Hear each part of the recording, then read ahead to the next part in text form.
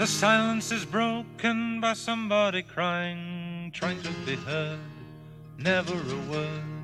Always the attitude, sort out your own, always alone, wishing for something the world is denying. Out in the wilderness somebody's crying.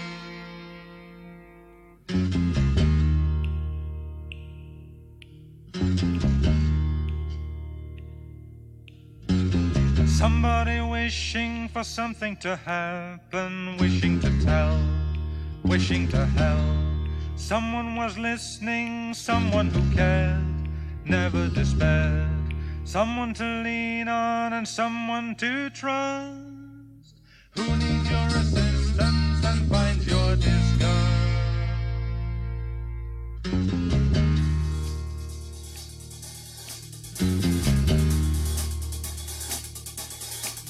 Hello, everyone, and welcome back to another year of For the Wild podcast. We want to extend a huge bow to everyone who contributed to the Kickstarter and helped us become the most backed farm project in Kickstarter history. With your donations, we've been able to gear up for our first batch of 40,000 trees next month. We're also excited to launch our new podcast study guides, which are an amazing resource to learn more about these complex topics. Head over to forthewild.world to download them soon. Today we are speaking with Angelo BACA. As a PhD student in the Department of Anthropology at New York University, Angelo has research interest in Indigenous international repatriation, Indigenous food sovereignty, and sacred lands protection. He promotes a local participatory research methodology and empowering traditional knowledge keepers. He has taught a variety of Native American and Indigenous course topics from college to Ivy League university settings. As a documentary filmmaker, Angelo has developed digital storytelling projects in close collaboration with Indigenous communities. His latest film is Shash Jaa, Bear's Ears. He is the co-president of the Native American and Indigenous Students Group at NYU, assisting in facilitating an Indigenous Studies Program minor, and he is also on the selection committee for the Chief Diversity Officer at NYU. Angelo, thank you so much for being here to speak with us today. Yeah, thank you very much for having me. I wanted to just kind of clarify also, the international repatriation is repatriation beyond NAGPRA. So the Native American Graves Protection Act of the 90s, that was specific to the United States, and it's for returning ancestral remains, culturally significant items, and protection of sacred places. And so my work kind of really transferred over very well into doing work for Utah Diné Bikéyah as their new fellow, working to protect sacred lands. This really is kind of overall connected in a really particular way. So there's lots of ways to talk about the history, the culture, the ecology, the place that we call sacred for a number of reasons. And I think there's a lot of discussion around different kinds of ways to define that. And there are Western ways and there are Indigenous ways. And somewhere in between, we kind of have to figure out those ways to help inform each other and strengthen each other's perspectives and point of views. That's what I find the most exciting about this work. Gosh, well, thank you so much for dedicating yourself to this work, as it feels so foundational in moving forward in a regenerative way. And I want to say, speaking with you was really in response to the recent and unlawful call by President Trump to reduce Bear's Ears National Monument by 85%. This land, the Colorado Plateau of southeastern Utah, is a land of winding canyons and diverse, intact ecology and culture and immense sacredness, which, accompanied by the shrinking of Grand Escalante Staircase National Monument by 46%, this is the largest elimination of protected land in American history. So I want to start off by saying that in behalf of the entire team at For the Wild, and I'm sure all of our listeners as well, that we want to thank you and all the protectors of Bear's Ears, and we stand with you and we will continue to do so no matter what it takes to keep this precious land protected. Angelo, I would love to ask you to begin by grounding this conversation in the land, the plants, the people, the creatures, the soil, the spirit that is Bears Ears. Is there a story or a memory of Bears Ears that sits in your heart to share with us? Well, first of all, I got to follow cultural protocol, and I got to do this right because, as a guest on your show, I am really a newcomer, a stranger, somebody who hasn't really met anybody there. So in the traditional way, we give our own introductions. So I say myself, my clans, in my own language in Navajo. Yad Angelo BACA Yenishe Klashtit Nishla Kis Ani Bashis Chin Twitchitni Dashache Nakai Dene Dashanella. So I said, hello, my name's Angelo BACA. These are my clans. I'm from these lines of my people. They are like the basic components of who I am. Whenever I give my clan introduction like that, whenever most traditional Navajos give introductions like that, they are identifying the line of their people, their community, their matriarchal lines of family. And so my transparency, my accountability, my responsibility is primary to them, to my community, to my tribe. And then that's also another way of making my identification for my surrounding Navajo people and for the rest of the world, so they know exactly who I am. So this is where I come from. I come from this area, from San Juan County, from Bears Ears.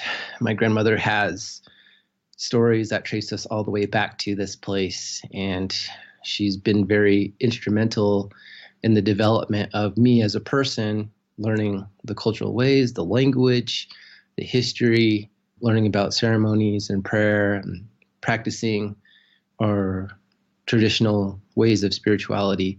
And, Bears Ears has always been a significant cultural site for us. It was something I learned about as a child.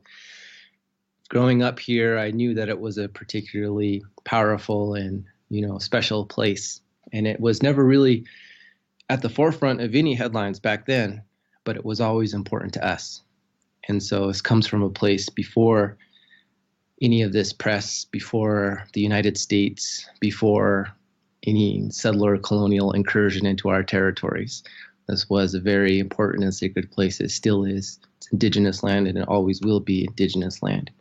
So for the most part, I really have a lot of respect for my elders, for the traditional people, for a lot of our leaders who took the initiative, to do a lot of the groundwork, the cultural mapping, the documentation of stories, of places, understanding where the harvesting sites are, where the hunting grounds are, where the ceremonial places are, where the sacred sites are. So this was a lot of work. It was years and years of putting together and accumulating this data, which made its way into a formal proposal for protection of the original 1.9 million acres.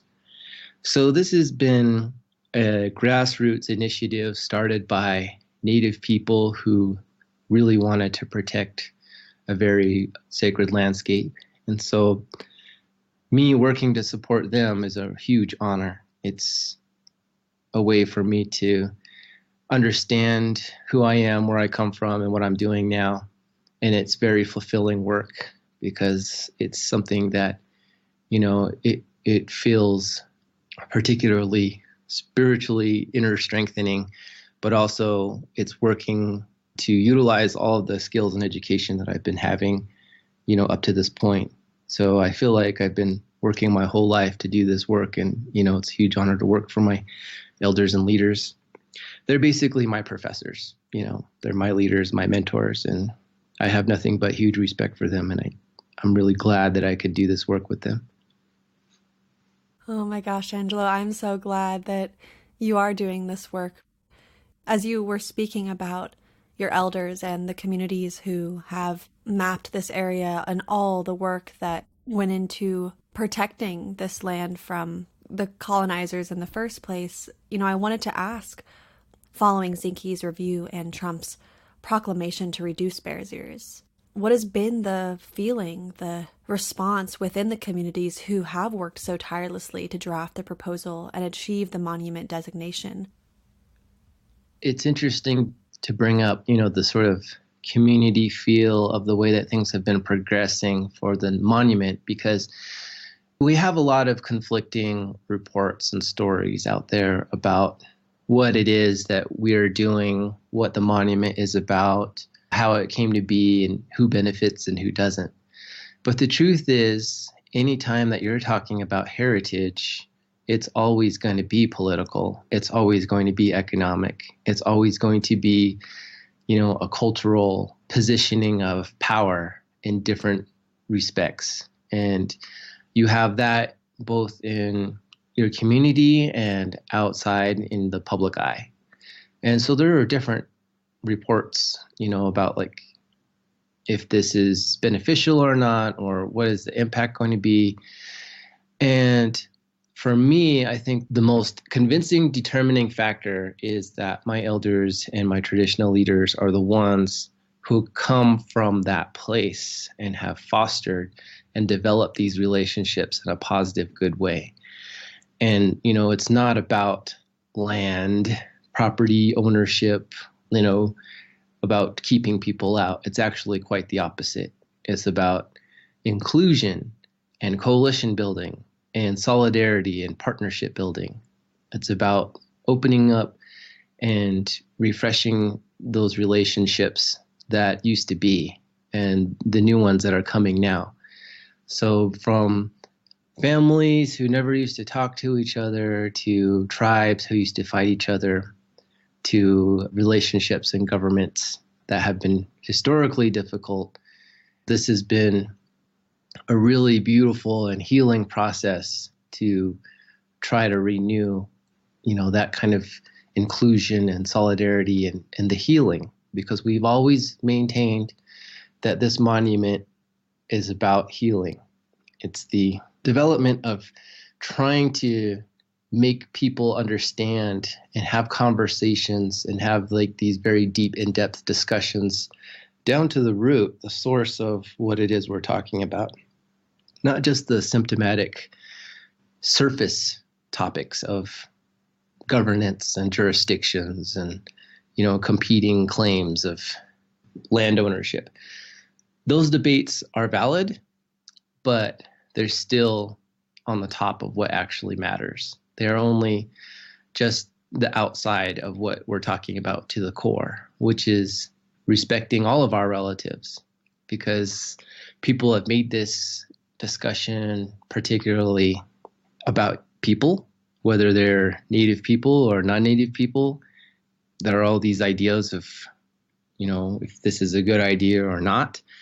But I very rarely hear the discussion about our other relatives, the other than human beings, the spirits of the land, of the plants, the animals, the trees, the rocks, the rivers, all the things that live out there that can be classified and not classified, because there are spirits that live out there, and there are ancient ancestral burial grounds, and those places need protection. And for too long, they've had no protection from these other outside forces coming in. So we can continue to do what we've been doing, which hasn't worked very well, or we can do what we have been as Native people doing for centuries before anybody got here, which was our own ways of stewardship and management, taking care of the land and the plants and the animals. And so what we'll have to do a lot is kind of bring people up to speed between 200 and 500 plus years of how we do things. And it's very difficult when they already have closed off their mind to these conversations. So, my invitation is always for them to civilly and peacefully have these discourses, these intellectual conversations, to think on things and consider it, and to understand that we are all tied to everything else. Everything is connected. And for Native people, we're very much plugged into the world and the universe in a different way than most folks are, especially because we've been into the landscape or the places that we live in for a very, very long time. So you have to do these many types of filtering. Depends on who you're talking to. If I'm talking to environmentalists or lawyers or conservationists or Mormons, like I got to use different lenses and filters for that. So even from a scientific perspective, we are the first scientists. We have accumulated long-term aggregated data about a place and its inhabitants. And we know the best way to manage that land. And for too long, we haven't been included in that process. And this is not just protection for this land, but it's the proposal of changing the entire game as we know it of conservation and preservation by including Indigenous voices at the table for land management planning processes. Thank you so much for saying that Indigenous peoples have been left out of that discussion about the best way to steward and conserve land is so, and has been so detrimental for so many years. And we're seeing the consequences of that. We're seeing it all around us. Driving through Turtle Island, there's really hardly places anymore where we don't see the consequences of not respecting traditional ecological knowledge. If there was respect given to Indigenous science, what would conservation look like? Let's just say in Bears Ears specifically, in the place that you know in your heart and your physical world. Right. Well, this is, sort of the unfortunate case of where we're at right now is because we're ready to implement the different ideas and plans, the proposals of our communities to do that very thing for better protection, for a different way of looking at it, for inclusion, a reorienting of both our communities and the public for protecting a landscape. But we never really got that chance. From the very beginning, ever since the administration switched over, there's been hesitancy on the part of federal agencies. There has been meetings and people really developing these sort of contingencies for what can be happening next. But nothing really kind of got off the ground too much because it's so volatile this year politically and across different agencies that it's hard for anything to be sustained.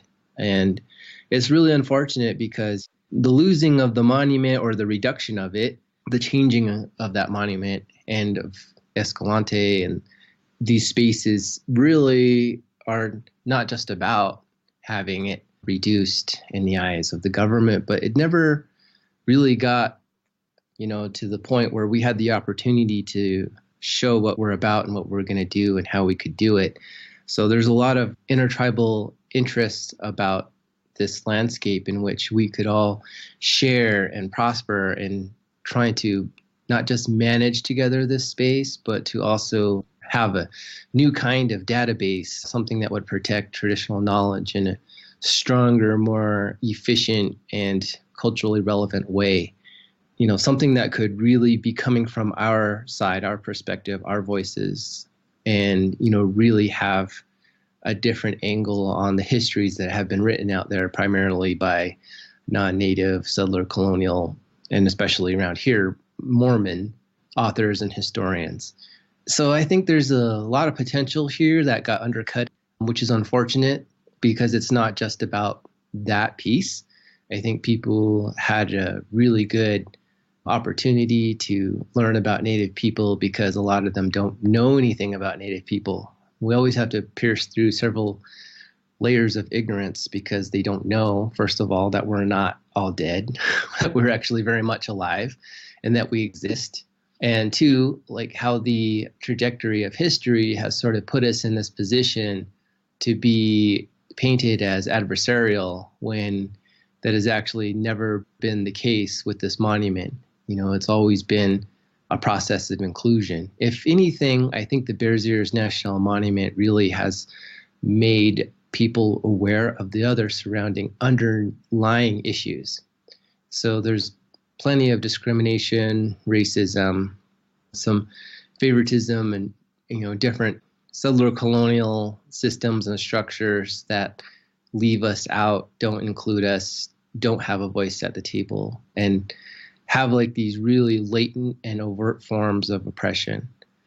So for me, it's kind of just been this interesting progression, being a resident and living here. I even hesitate to say resident because that's identifying and buying into another system that isn't mine. We've been here for a long, long time. And so there's a difference between when people say, oh, my family's ranched here and they've put their homestead up here for generations. I'm like, well, when you're saying generations, you mean like a few, right? Because you guys came in like the 1800s. But when we say generations, we mean like a few thousand at least, and that goes way, way deeper and way, way farther back. And so our route to this place and to what matters for us is conceptually a very different definition. And I think there's a lot of confusion between what people are talking about and trying to clarify exactly what they mean when they're speaking about these things in these terms. And it's a difficult conversation to have because, Western thought is very linear, simple and direct and black and white for them. There's like these very Euro-American concepts that have been adopted into this American context, method of practice and approach. And Indigenous thought is more cyclical. Everything is tied to everything else. If anything, you could say that it's complex systems analysis and that it's also accumulated data and it's very observational. And we've seen what happens to a landscape over decades, centuries, eons. And these two conversations have yet to really find a fruitful place, but I think the place to do it now are in these conversations with conservationists and wildlife groups, environmental organizations, nonprofits, because even though they may have good intentions and they have done really good work, I think too often they also leave out the Indigenous voice. They also leave out participation and input, and they are very passionate and have conviction, but they also need to work on establishing relationships with the native people of whatever lands they're trying to protect, because that is always lacking. And, it's pretty clear from any kind of government organization to any political group and to any nonprofits that interaction has been very limited historically. And so we're trying to change that. And I think that's significant for the national monument that we've established here is, a lot of those groups that want to partner with us, we urge them and we have established this kind of understanding that you guys don't get to speak for the tribes. We have our own elders and our own leaders who are directing which way we should go. And what we want you to do is to support them, is to back them up and to give them the time and the space and the resources and give them additional supplemental support to get what needs to be done because they know the best way to take care of these lands. So it's a lot of give and take, and it's really new. We're making the road by walking it, but from what I've seen, it's been also a very positive, uplifting, and productive process. It's something that we've needed to do for far too long anyway. We're a little bit behind the curve, so I'm just kind of happy that a lot of these groups are taking the time to put in that work right now because, it will be better for everyone in the end. I couldn't agree more. And I feel that, and I've talked about this a lot on the show with a number of different people, that it's actually been so detrimental to conservation and environmental justice to basically be a white supremacist movement in a lot of senses. It's been detrimental to the actual environment, the lands itself, the lands themselves. Mm-hmm. So I really couldn't agree more that this new paradigm is about giving respect to traditional ecological knowledge, Indigenous leadership, and understanding a new way. And I loved how you said that this path is new because you're bushwhacking this path forward and getting into some of the complexities that you started to speak on. Mm-hmm.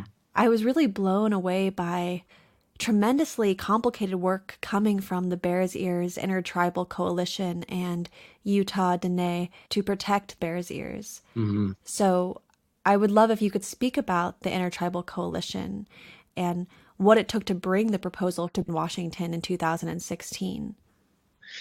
Part of that story is in the documentary film that I made called Shash Jaa, Bears Ears, which ironically was already the title of it a year and a half ago before Trump decided to culturally appropriate that for his own political ends. So it's really kind of a divide and conquer tactic is what he's doing right now, because it's a coalition and one is not above the other. And so what he's trying to do is make it seem like the Navajos have curried his favor and that we're getting the designation in the name of the Navajo term for it. But that's not true at all. He actually never consulted us, never once sat down with us and asked us what he thought should be the name of the monument. So I want to put that out there too, because I think a lot of people probably have their own ideas of why it's called what it's called. But we want to stand firm in saying that we're still a coalition, we're still together, and we're still working to protect the same landscape. But there's power in naming. Even though the power is trying to be used against us, we still understand that it doesn't matter what language it's in. In all the 5 tribe languages, it's still Bears Ears. So for us, that's really significant. You know, each time somebody says having the 2 buttes looking like ears, they can see that it's called Bears Ears for a reason. I maintain it goes deeper than that, because you have to understand all of the languages from the different tribes had their own way of developing their own cultural nuances through the language. And in every one of those languages, it's called Bears Ears, from Athabascan, Dene, to Uto-Aztecan, and then even Zuni, which is the language isolate, meaning they didn't really have the interaction or the development from other surrounding communities. They came up on their own. And even to them, it was called Bears Ears. So that suggests to me that the place had its own personality, its own power, its own gift, revealed itself in its own relationship to each group of these people. And it is the Bears Ears.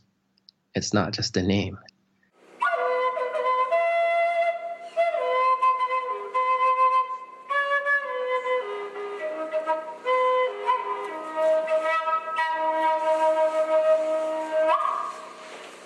So the elders, the elected leaders, the group that went to DC, is documenting all of their journey in this short documentary film to say how much work it was and how beautiful and fruitful that work for their communities was going, to get a record and a sense of their journey, all the footwork, running around DC, trying to go to community, have meetings, to talk to various governments, local, county, state, tribal, federal. It's a large undertaking. And they wouldn't have done that if they didn't need to. Because, as I stated before, there's such a large amount of discrimination and racism here in San Juan County and with the state of Utah, as we've seen with the treatment of Native peoples throughout this process of the monument reduction, that we actually had to just activate that nation-to-nation relationship that we have as tribal treaty nations to the federal government and sit down with the Obama administration and the former Secretary of the Interior, Hallie Jewell, to propose this 1.9 million acre monument for the protection of the sacred space. And what we found was that they were more than willing to listen. As a matter of fact, they were very considerate and careful with what they wanted to do and how they were going to craft the language of the proclamation. And if you read the proclamation, you can kind of see, even in its written form, it's really such a beautiful essay. It's inclusive of all the tribes. It talks about the other than human beings that are there, It talks about the history and the culture and the unique ecological and delicate life that is existing there and why it's important culturally for Native people. And I think probably the most important section is that inclusion of the traditional knowledge aspect. It's not just about the traditional knowledge of taking care of the land, it's also of the material culture, the archaeological sites, the pottery, the sandals, the grinding stones, arrowheads, like all of these things that have been looted and stolen for so long that needed protection. We're finally being included in as a real solid safeguard, because this is really the highly trafficked and disrespected taking of our ancestors, which is still alive and well, unfortunately. And that's where it really connects to the international repatriation, because there are plenty of this material that's been stolen locally, nationally, and internationally, and it's still out there. And so people have gotten in trouble for that right here in San Juan County. Dozens of people here in Blanding that were involved with that. This is kind of just acknowledgement that we exist, that we've existed, and that this is our place, and we're here, we're still here, and we're always going to be here. And I think that was important, coming from the federal government, coming from the president, coming from former Secretary Sally Jewell, because it was a form of healing. It's still new for this government to figure out how to make things better and how to make things right. And so this isn't ultimately the best or optimal solution, but it was a start. And whereas we would have loved to get some kind of authoritative crafting of policy embedded into land management planning processes, we didn't get that in the proclamation. We're more of like a advisory or consultative body, but it's still the step in the right direction. It's one of the only pieces of legislation that include Native people the way that it does. And that's in part due to the wonderful leadership of our elders, of our elected officials, of the people who we deem community leaders here and have done all of that groundwork for years, for decades. And I think this is something that we've always tried to get attention towards, but only now has become such an issue with both public lands and national monuments and national parks being under threat for privatization, natural resource extraction, having people doing more and more activities that would disrupt and desecrate these very delicate areas. So I've always been an advocate of protecting these places far back as I can remember, because, I grew up here and I saw it growing up. I saw a lot of the mistreatment of the people and the places and the materials. And, I think something that folks, they often forget is that these forms of violence often translate into overt forms of violence against people. So whenever somebody goes down to Bluff and goes around Combe Ridge and tries to shoot the rock art and the petroglyphs and the really delicate, thousands of years old depictions of these sacred places and people and deities on the wall, and they're doing it very intentionally. They have to actually get a good position to do that and sit there and take shots at it. That has never really happened before, because those places are difficult to get to. They're remote. They're really difficult terrain to get to, and people appear to be making an effort.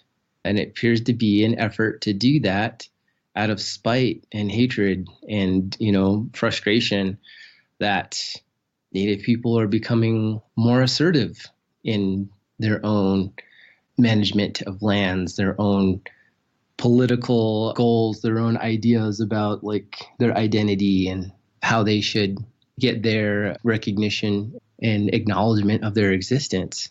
Because a lot of history in the United States has happened in the taking of the West, the expansion and settler colonial goals of westward domination.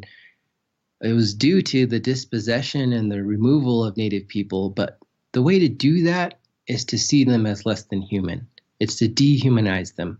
And what is the best, easiest way that you can do that?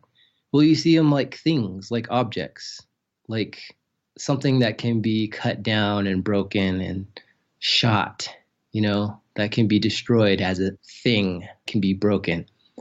And that's what they're trying to do still.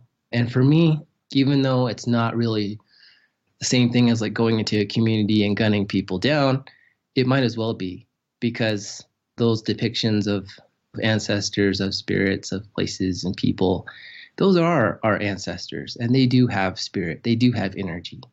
And it's an assault on us when they do that. And what's to stop them from going the next step and objectifying Native people in the same way? If you can take a shot in the crosshairs of a rifle at our ancestors, then what's going to stop them from doing that here, now, in this time, but with people walking around in our community? So this is a very tense and difficult time. And I think that you can see that through the development of several lawsuits that are against the San Juan County right now. And it's all these things, like I was saying, that were coming up affiliated with the monument that actually existed before. But in the end, that's what we're really talking about, isn't it? We're trying to get to the source, the root of the problem. And that's what has to be taken care of. It's this, this sickness, this historical trauma, this intergenerational trauma that has affected and impacts us to the current day. And we're not going to get anywhere unless we address that. We're not going to move forward in a meaningfully, positively productive way unless we can get the acknowledgement that, one, discrimination has happened, racism has happened. Two, it's still happening, and how can we talk about those kinds of things? Because in the larger scheme of things, this is one story of many, many stories. This is not Standing Rock. It's its own thing, but it's just like Standing Rock in that it's still a struggle for Indigenous land. It's still a struggle for protecting ancient sites, burial sites, ancestral lands. It's still something that is relevant to the American public, and they need to acknowledge our existence and help us in meaningfully solid allyship ways. And it's one of many other struggles for acknowledgement and existence and respect. And for me, I think what makes this so different is that the people here, they've really done the groundwork and trying to go forward in a good way. And it's hard. It tests me. You have to be patient. You have to be kind and considerate and hear the people who are speaking, whether you agree with them or not. Coalition building is hard. Partnerships are hard. Collaborations are so difficult. It's some of the hardest work I've ever done. It takes time, it takes energy, it takes patience, but it's meaningful and it's working. And that's what we need to do.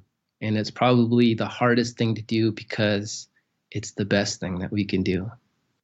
And it's very, very difficult to acknowledge these traumas, what we've done to each other, what's being done to us now, what has happened in the past. But it's very important to get to that root and find a better way to heal ourselves from the inside out. Angelo, thank you. That was so deep and meaningful to hear, and really horrific to hear about the violence against your ancestors.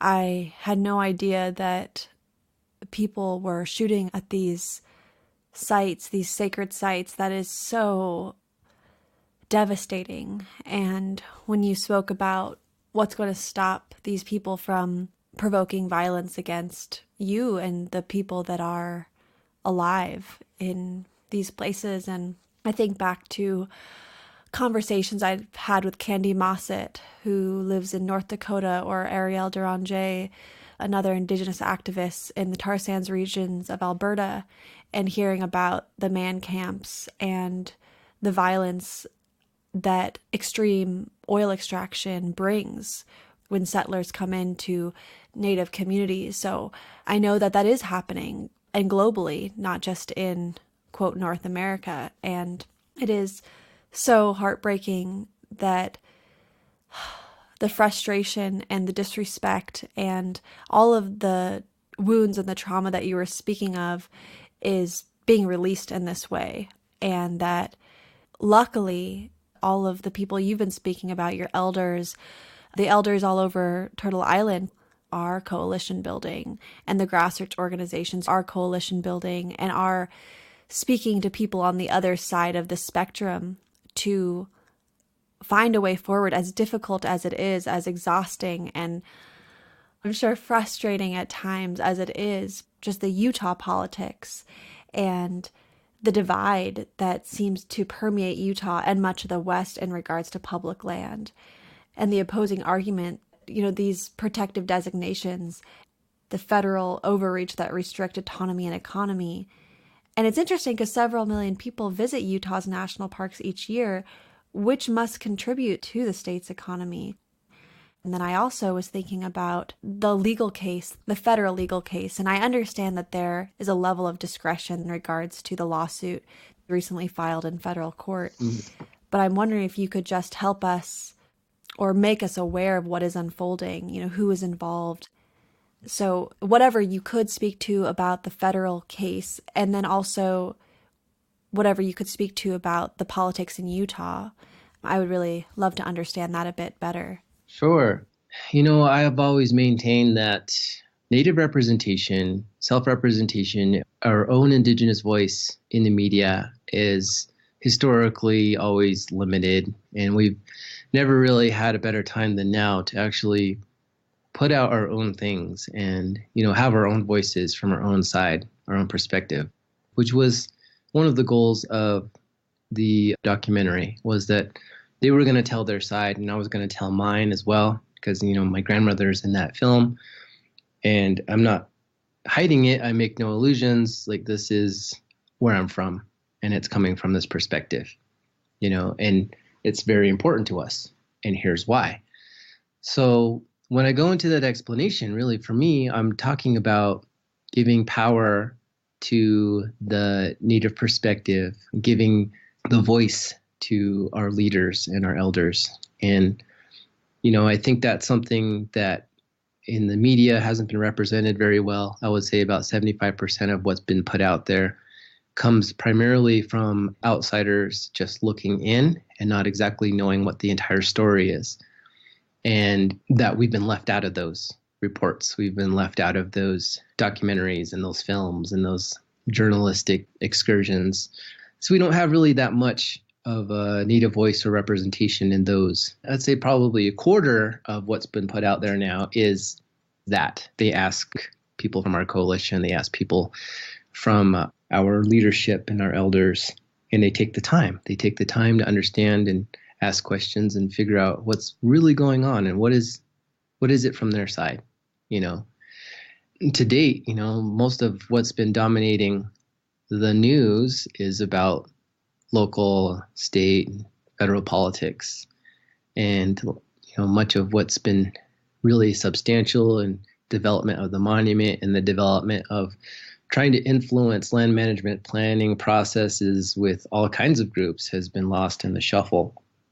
So what we're trying to do now is really make sure as much as possible that we get the story out in a complete or a more complete way, as much as, we can have involvement in to get our voice represented well. Like, we don't want to be misquoted. We don't want to be trivialized, tokenized, or otherwise used for political or media purposes. It's a very delicate time right now. We're doing really extremely hard work. There's a lot of travel. There's a lot of planning, a lot of meetings. There's a real danger of just kind of losing what the focus is, and then having our coalition folks getting burned out a lot. But, that's what's really cool about this, is it's an invigorating work. And I really am there to supplement and help them out with the representations that they're putting out there to the public. And so for us to actually ask what is going on with them and what is happening on the ground, it's still fairly new. We're still trying to educate people in the community here in the state of Utah as well, and out nationally and internationally about what's going on. And, there's so many different ways to interpret that. And we bring them up to speed, first of all, through the history, like I've been saying, with the development of the proposal, and also the proclamation itself, because there's a lot of great information contained in it, and it's not very long. And if you read it, there's great inclusions of the tribes, of the traditional ecological knowledge, of the laws involved, and the history of the place. But also there's more of the technical aspects about, what's happening legally with the designation processes and now the proposed reduction by Trump. I think it's safe to say that most legal scholars agree that the president doesn't have authority to do what he's doing. It has to be made, certified by Congress. It has to be passed by them and endorsed by them. And he can't unilaterally do the reduction or the shrinking or the annihilation of any monument, because there isn't any provision for him to do that in the Antiquities Act of 1906. There is only authority for the president to designate. And so for him to do anything more or do anything else, he's going to need the backing of the entire Congress to do that. So we feel really confident that actually what he's doing is not legal in a court of law. It'll stand up to a challenge. But what he's doing right now is actually trying to make the Curtis Bill happen. And the Curtis Bill is actually probably the most dangerous aspect of what's happening now, because that would basically amend the law so that it could make what he's doing legal. So really what we were asking people to do in partnership and solidarity with all of our allies is to go against and kill the Curtis Bill, because they're trying to push it through. It's already got a subcommittee meeting. They're trying to do it quietly. They're trying to do it quickly. But I think the more people who know about it and can actually speak out against it are doing public lands a huge favor all over the place, because that's going to give the president less power and authority legally to keep on encroaching on these lands. And I think that's something that is setting the precedent in this administration. You can see that how they snuck in drilling into the Arctic National Wildlife Refuge up in Alaska through the tax bill. And that received very little fanfare or attention because the parties are playing up the whole tax cut that people are getting money. But, the money doesn't come from nowhere. Somebody pays for it. And, indigenous people, indigenous lands that are paying for it. Again, we've had the Gwich'in relatives come all the way to D.C. to try to protest this whole action and this inclusion of the drilling of their lands in that bill. Unfortunately, that bill has passed. So now we're thinking about, what does that mean? Well, that seems to be kind of the going rate for this administration. They just are trying to tack on many of these little things that will accumulate into allowing them more opportunities to destroy and do exploratory ventures and natural resource exploration and come in and develop these places that have no business being developed. They should be left alone the way that they are. And there's good reason for that, besides just having this idea about, what people think about conservation and preservation and management. It's time to ask the people who have been there the longest, the indigenous people, why that's so important and why it needs protection. So that's where we're at right now. We're all trying to focus on what it means to do an action in court to challenge the president on the legality of his actions.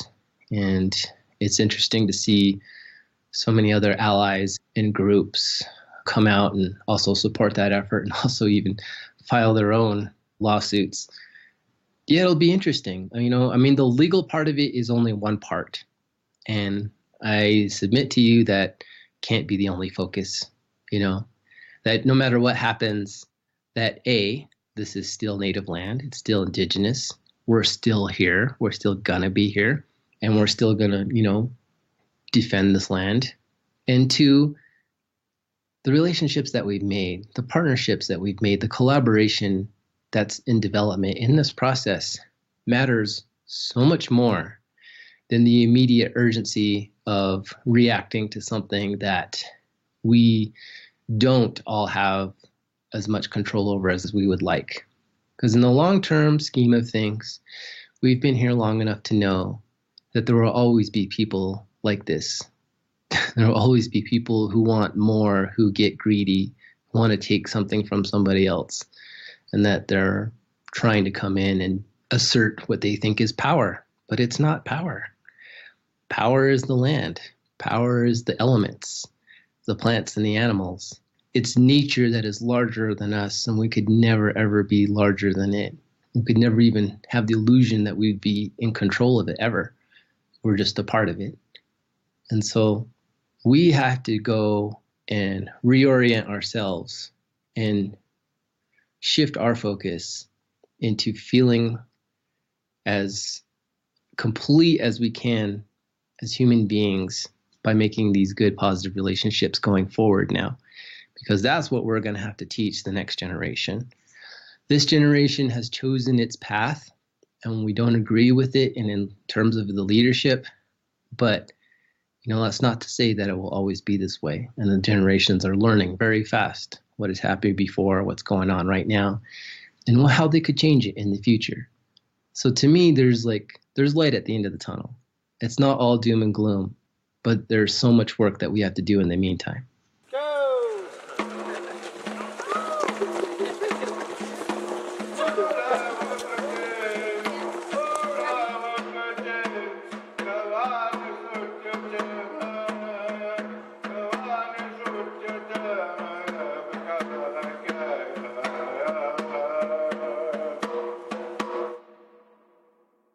I just loved what you said, that this legal component is not the whole story, and the relationships that are being built and the coalitions that are being supported, this is what's going to see us through generations to come. Trump is not going to be the last person who's going to try to steal lands and develop. And as climate continues to change and resources are even more sought after, this is something that we're going to be up against for years to come. And so the relationship building, the coalition building, supporting each other and learning how to work through this trauma and wounding and getting out of the sick settler colonizer mindset for conservation and environmentalists, this is really the work that I think and agree with you that's going to see us through. It's just incredible to hear about the Curtis Act. I definitely want to stay on top of that, and I think our audience should as well, so that it's not something that's just brushed under the rug like the Arctic National Wildlife Refuge, which is so devastating because the Cochin people have been standing for this land, their land, for so many years and through so many different presidencies, but standing together, building these relationships. And I guess it also just feels that these legal battles for the Arctic National Wildlife Refuge and for Bears Ears, it is altering the course of American land conservation. And the Antiquities Act and the protection of lands is so far beyond Bears Ears. Just to think that if we don't stand right now for Bears Ears, what the consequences could be beyond that, with more lands that would be opened up to the assault of oil, gas, mining, logging, and privatization. And so it really feels that this story, the Bears Ears story, is fundamentally a story of Indigenous sovereignty. Yes, that is another layer, I think, of education that must be achieved. There's quite a lot of evidence that we are not really included in conversations in multiple Western systems, education, law, economics, even especially here in Utah, religious institutions. we're not really given the space or time or the involvement, participation, and respect. That's the key thing, is the respect. The respect and acknowledgement it's not prioritized by a lot of non-native people, unfortunately. And so we have to kind of catch people up really quickly. And, one of the stereotypes that they have about us is that they think that we're not in existence. We don't have a community. We don't have tribes. We don't have treaties, and the fact of the matter is, like, a treaty is significant because it's right up there at the level of constitutional law. And, as one of the supreme laws of the land, it's very much an agreement that was made a long time ago in the service of recognizing this country as a nation by other nations. They needed a treaty to sign with other sovereign nations to be recognized by their older brothers and sisters out in Europe, so they could be taken seriously. But we hold true still that those treaty agreements are binding, they still apply, and they still need to be honored. Most, if not all, of those treaties have been broken. And that doesn't say a lot for the faith of the process of governance in this country. For us, we're trying to do what's right. We're trying to exhaust every single available option for doing the right thing, even though we know that it's difficult because historically, what do we have to believe in? Governance-wise, the data shows us that this country won't honor agreements with Native people. And, that's apparently still seems to be the case. And we're trying very hard to just do the right thing and try to get people, the citizens of this country, to be on board with us to do the right thing, because they have way more power than they think they do.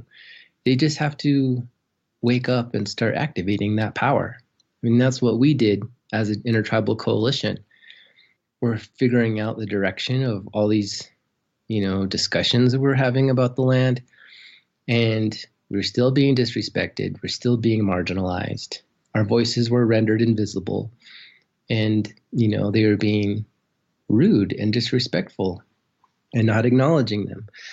And so that's when they had to go and take it up to the next level and go right to the administration to activate that nation-to-nation treaty relationship and assert their tribal sovereignty. So I'm trying to communicate that to every single person, that you have power, albeit it may be limited in certain ways, but you have way more power than you think you do. You can use your own voice. You can speak out against your disapproval of these tactics of your government, of your leadership. That's what you have as an American citizen. It's a right.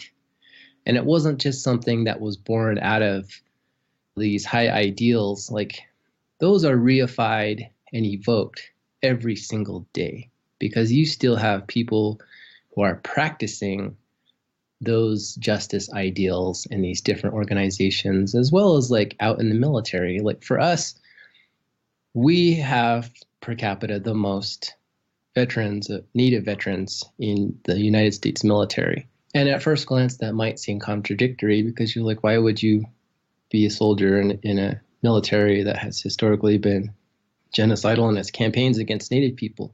But you have to also realize that the ideal is to protect the land, to protect the nation, to protect our people, our home. This is our home.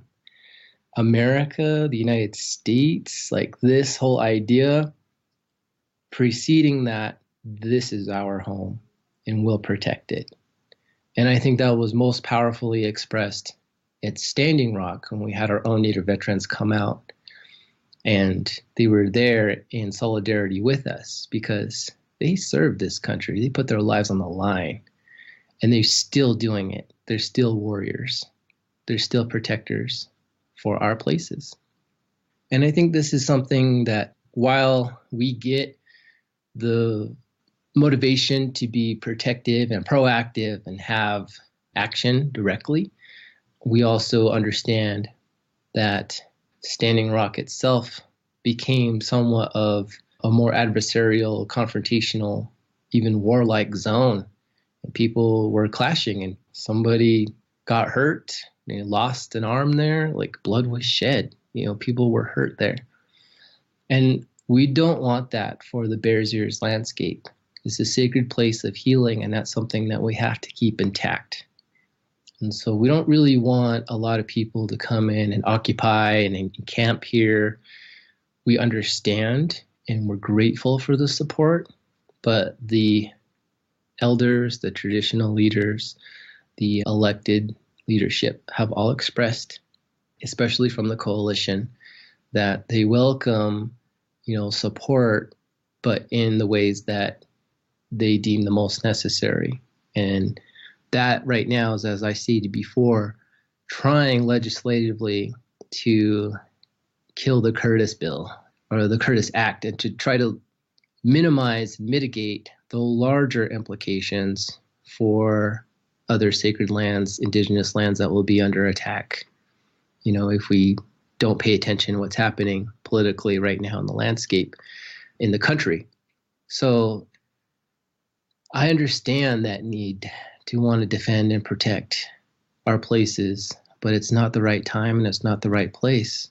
And we have to learn from each single one of these movements and what they have to offer us. And that goes for both sides. That goes for, the state and the federal governments, and for the protectors of land and water.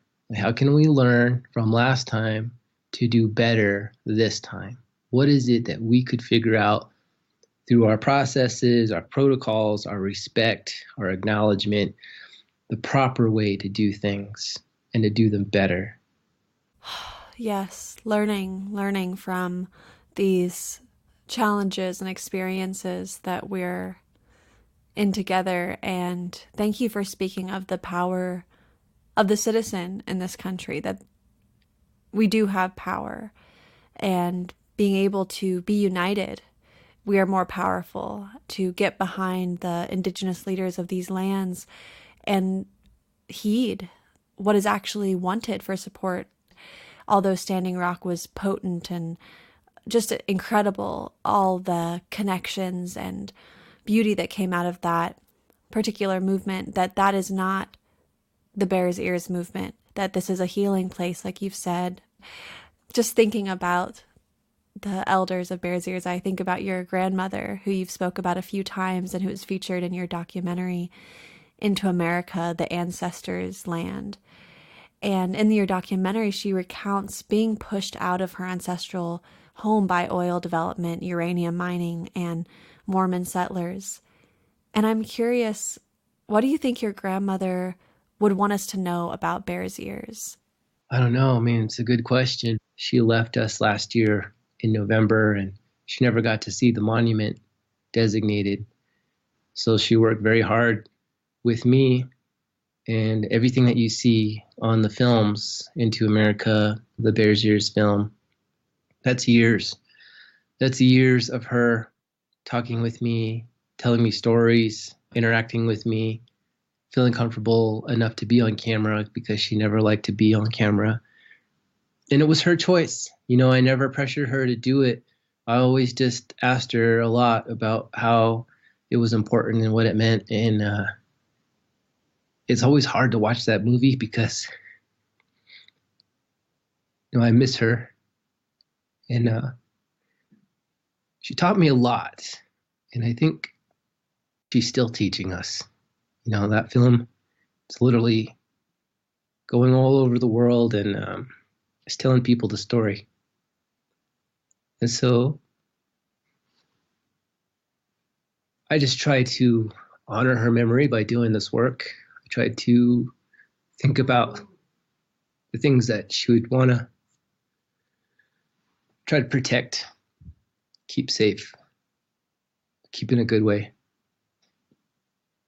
For her, it's like, it's all connected, It's not just the Bears Ears landscape itself, but all the way down into the rest of the county where it was being drilled, poisoned, the oil and the mining and all these places where natural resource extracting is slowly killing us. So I think she's really still teaching a lot of people. It's been a difficult year for people, especially my family. But I think that she's also really instrumental in this movement. We tried a lot to get people to do the right thing, to understand what's happening here. We wondered for years if anybody was listening to us. We were trying very much to educate people and to get them motivated, inspired, and trying to get them to do something. Just do something. We're doing the best that we can with whatever that we can. And, she told her story. She tells her story still. I tell stories too with my camera. And the camera is a very powerful tool, and it reaches a lot of people. And there's a lot of impact and influence that is being made, some movement that's happening. It's a shifting of historically what's been going on here. It's a little bit tough because sometimes it feels like you take a step forward and a couple steps back, but something changed and something's going to be different now. Like even just this last week, the county got ordered to redistrict here and fix the gerrymandered boundaries that favored the non-native people here in San Juan County.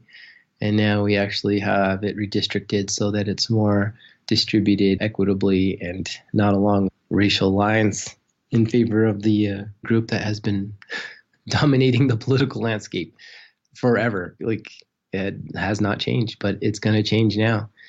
And I wish she could be here for that, to understand, like, stuff's happening. It's changing. Like, the things that we're doing hopefully will make things better. And I'm prepared for that. I'm prepared to have these hard conversations with people who should be having them, with us, talking about all these different levels of Native involvement that need to happen. It's really tough. It challenges everybody. And I just feel really lucky and really blessed to be doing this work. I do miss my grandmother and I wish she was here, but I feel really lucky I had the time with her and that she let me share her story with other people. I'm always grateful for that.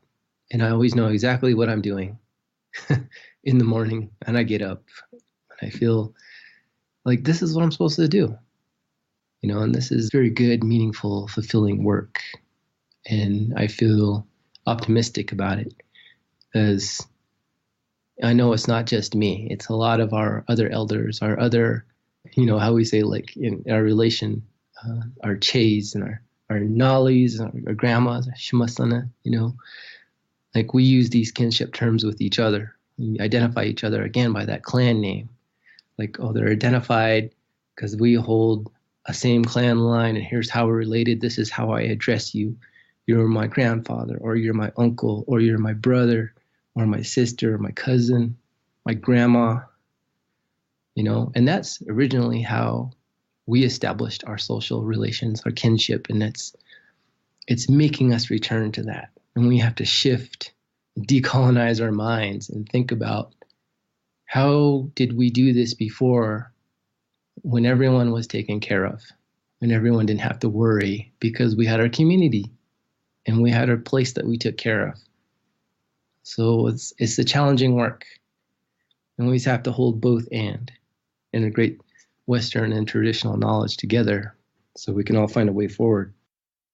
Yes, I think it's so incredible hearing you speak about your grandmother and that relationship, that deep respect and love and connection with our family, with our human family, and how she opened up to the camera and so generously shared her story so that others could learn and be awakened, and how much you are guided by her.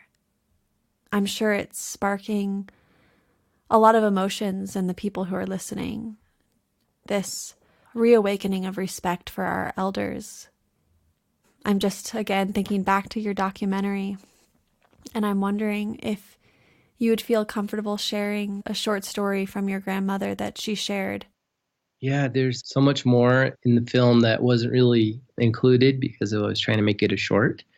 So there's plenty of different stories and things there that, she contributed to, as well as a great many other people. And I could only take parts and portions of those things. But, something that stands out to me is she took me out when I was a kid to that area in Combe Ridge, and we looked at all these plants. So she would tell me what these plants were for. She'd be like, this one is for when the sheep are sick, they can eat this and it makes them feel better. Or here's some tea for when you're not feeling well. Or, here's something that is healthy for you. And watch out for this one. You don't want to eat this one. It looks like this. And, I didn't know at the time how valuable that information was. I was still a kid. But there's like so much deep ethnobotanical scientific knowledge that's embedded in the traditional knowledge that we have. And she was teaching me a lot of that, and I wish I had paid more attention. I wish I had done more and spent more time. I wish that was my job and that was all I did. That was all I could do. And I have these struggles about getting my education and going to work and doing these things that takes me away from here.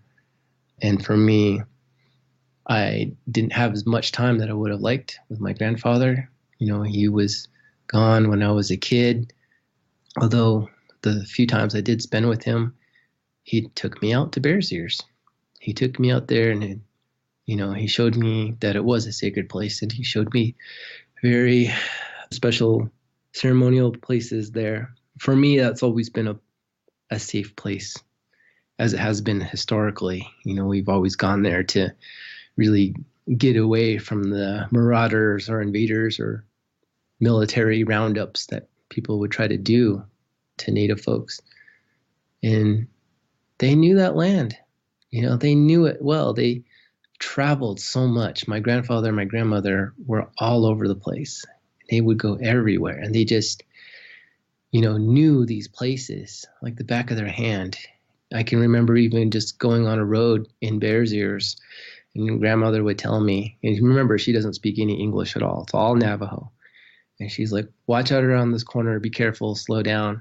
There are usually a lot of deer right here. As soon as I turn that corner, there's like 11 deer in a line going across the road. Like, how do you know that? And it's because she knows the place, and she knows the animals and the habitats and where they live and where they go and where they graze and travel. And it's like, that's what I mean, is that relationship to the place and knowing what it takes to take care of it.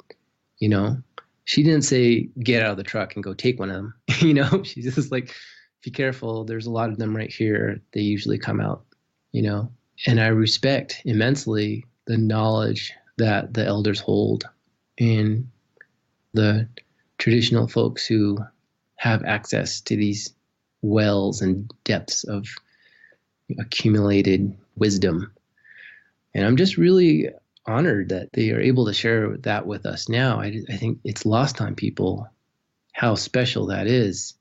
It's not easy. Nobody wants to just hand over their stuff to you. They don't know you, but they're trusting you, the people, the public, that you can do better than the ones before you did, that you can be a steward of this land too, that you can also put in your time and your effort and your work, and that you can also be responsible and accountable for the landscape that you have benefited on for generations.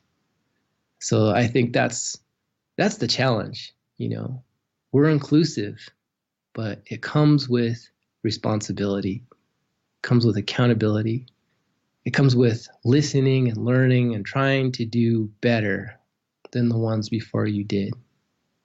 And I think that's what the monument for me means, because there's no difference between that and what I am every single day, what I do every single day. I'll go out there and I remember where she took me to go look at those plants. I remember where the crossing of the deer are. I remember where we harvested medicine that my grandfather favored. I remember the stories of where my uncles hunted up on bear's ears. Those are blessings, and those are shared blessings, but they got to be taken care of. Just like anything else. If you don't take care of your gifts, they have a danger of going away. So for me, I'm trying to tell people about bear's ears on every level conceivable that I can try to attempt to do, legally, historically, culturally, environmentally. Like, what is it? What is it that helps you understand what we're trying to do here? What's your language? Because I can try to speak that dialect, So I'm trying very much to see how people can be reached and listen and understand what we're doing, and that, everybody's in this together. We've all got accountability here. We've all got responsibility here, and we all have to move forward together. Oh my goodness. Your words, your heart, you are so clear, and I feel the earth in you and your grandmother. Although I am many, many miles away, it translates even through this strange technology that we're communicating through right now. And it's been so incredible speaking with you and emotionally opening to hear your love and your deep connection. I'm so grateful for you. And I guess my last question, although we have touched on it, is I'm sure many people who have now listened to our conversation and who have been privy to parts of what have been going on in Bear's Ears are eager to get involved, to help, are probably even wondering, does the protection of Bear's Ears stay in place until the lawsuit is finished, or will the BLM be able to auction leases in 2018? And what are some of the next steps?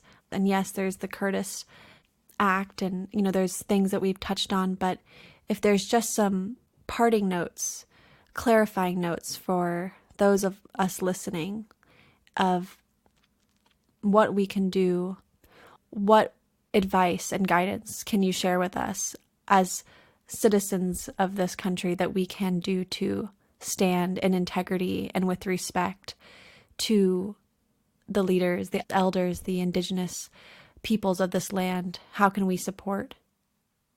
I think it's a great question, and it's a question that people have whenever they feel like, they're the most powerless. And I think that's a good time for people to reflect just exactly who they are, where they come from, what they do, what their values are, what they want for the future. Because, we're trying to think of it in an indigenous way where everything is connected. We're not just thinking about ourselves. We're thinking about our children and their children and their children's children and so forth and so on. That kind of 7 generations thinking, right? So for us, it's really trying to understand how to best communicate these concepts and have people take the right forms of action that they're capable of doing, that they're able to do. Basically, it's always a struggle for us to meet them where they're at, because everybody's at a certain different place, right? And we're doing a lot of catch up for people. And so, it depends on which people we're talking about or talking to. So like if we were talking to environmentalist folks or conservation people, it's like, you guys are doing good work. We like that. But please let the tribes lead. Listen to them, consult with them, ask them. Don't appropriate their image or their words or come in and try to do something in their name if they don't feel like that's accurate or respectful or, giving them the proper voice at the table, which, people sometimes do that. wittingly or unwittingly, they do. And, if I were to say also, like, from just an average person's citizen perspective, like, you have power, you have a voice. People died a lot for you to have a voice and for you to either agree or disagree with your leadership. You can dissent or you can consent. Whatever one it is that you want to do, you can do it. Now's the time. The future of this country is in everybody's hands. And I think for us, we're really cognizant that we're trying our best as Native communities. We're wearing several hats. There's not just the one of us that has like one position and that's all we do. It's like, no, we're trying to keep our nations running. We are at capacity. We're always at max speed, max capacity, or we don't have as much ability to stretch our work and our time and our dollars as we would like. And so you have that power individually and collectively to be able to utilize what you do have. If you have time, you can volunteer at one of these places. You can volunteer for, one of the coalition's organizations or any of their partners that we're allied with. Or if you have effort and energy, you can, try to utilize a group or a space or some kind of organizing effort that will make people aware of what's happening to our lands and what's happening politically on the landscape, and try to curb something like the Curtis Bill or, kill the act. And I think there's lots of ways that we haven't really taken the time to reflect how much, as American citizens, we have power, we have resources, energy, time, social status, credentials, education. That's a lot more than most people in the world have. So use it. If you feel that strongly about it, use it, but use it in a good way. Because in the end, really the thing that we have to keep intact is our humanity. Because if we lose that, then we become just like the aggressors. We become just like the predators. We become just like the greedy ones who want to take and not give anything back. So it's all about the basics, basic human beings, right? Figuring out how to learn, how to share, how to be respectful, to listen. All very simple stuff, but very, very difficult to do in practice. And we'll be challenged to do it again and again with different kinds of people. And so my challenge is for whoever you are that feels strongly about these things, now's the time to do that with the Indigenous people wherever you are. Wherever you live in this country, there's Indigenous people. You might think they're not. You may think they're all gone, but they're out there. We're alive. We're here. And, we're waiting to have these conversations with you. So I think on a practical level, that's what people can do, both politically, both community building and allyship, trying to learn some good protocols about how to build these partnerships and do things in a good and powerful way. Thank you so much, Angelo. This has been such a gift of a conversation for me and for all of those who will listen to this. I just have so much gratitude for you and everything that you've said, and even the tone of your voice is so true. And there's so much love and depth to what you shared with us. And I feel honored to have spent this time with you. I feel so comforted knowing that you are alive and you are committed and dedicated to the work and the way in which you do the work you do. So thank you. Thank you very much. And thanks for having me here. And I appreciate, all the listeners that want to learn and do something well. So I want them to do that this next year, change the world for the better.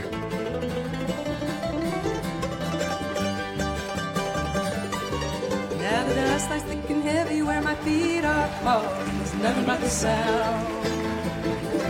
The jaybirds calling. My mind grows dry and thirsty as the memories linger, drifting on the wind through the mountains like a river. Sweet smell of pine. The music featured in this episode was by Aldine Ketchum, who's the Ute Mountain Ute spiritual leader. Our theme music is Bow with Silence Returns and Like a River by Kate Wolf. I'd like to thank our producers, Reach Out and March Young, our research director, Madison Mogulski, and our media director, Molly Lebove. I'm Ayana Young. Thank you for tuning in. This podcast is community supported, so please head over to forthewild.world to make a contribution. And while you're on the website, look out for our new podcast study guides. Until next week. Through the mountains like a river, sweet smell of pine, tall western cedar, drifting on the wind through the mountains like a river.